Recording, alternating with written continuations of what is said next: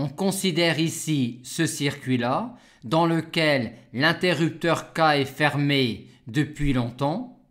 On souhaite alors déterminer l'équation différentielle vérifiée par le courant qui traverse la bobine, puis déterminer ce courant-là.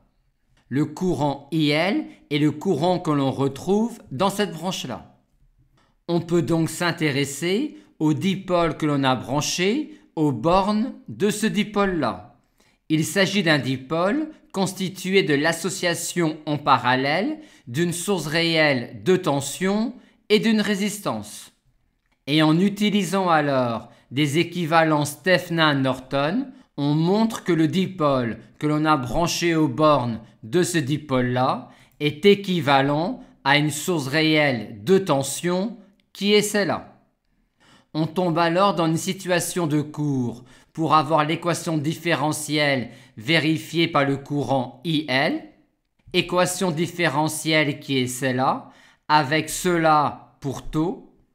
On en déduit la forme générale de IL, et pour avoir lambda, il va falloir s'intéresser aux conditions initiales. Revenons donc à la situation en 0-.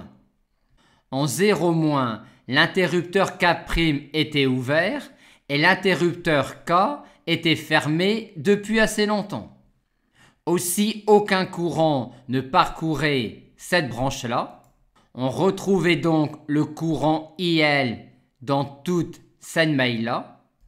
Et comme K était fermé depuis assez longtemps, un régime permanent continu s'était installé et la bobine se comportait donc alors comme un film. On en déduit alors immédiatement la valeur de IL en 0- en appliquant la loi des mailles à cette maille-là, ce qui nous donne cela. Et on a donc aussi la valeur de IL en 0+, vu la continuité d'un courant qui traverse une bobine. On aboutit donc à cette valeur-là pour lambda, ce qui nous donne l'expression complète de IL pour T strictement positif.